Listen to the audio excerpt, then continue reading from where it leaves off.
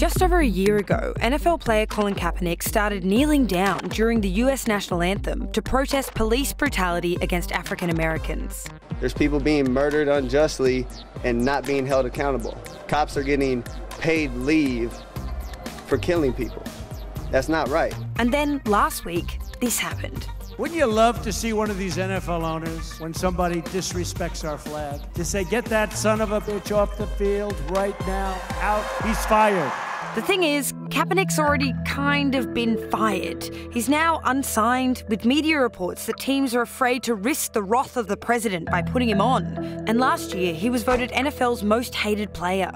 But why? Well, it may be because he's a black sports star that dared to speak out about black issues. In fact, there's actually a long line of polarising black athletes that caused controversy at the time, but were celebrated in history. In 1968, American athletes Tommie Smith and John Carlos gave the Black Power salute on the Olympic podium and were booted from the Games indefinitely. In 93, our own Nicky Winmar made a stand against racial taunts, but the abuse continued, with AFL presenter Sam Newman even dressing up in blackface.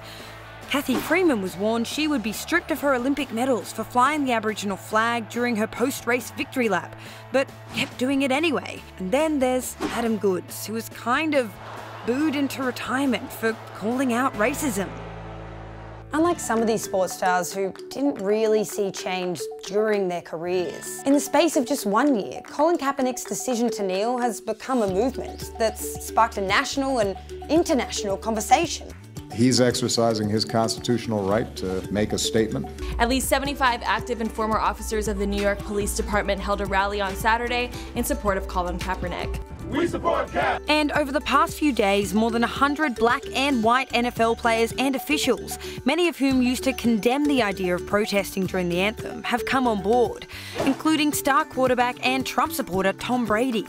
So is this the end of the persecution of black players when they get political? Probably not. This has nothing to do with race or anything else. This has to do with respect for our country. So in the space of a year, Kaepernick went from hero to villain to a martyr that sparked a movement. But it still cost him his career. He's hoping that the next Kaepernick, Goodes, Freeman doesn't have to put up with so much bullshit.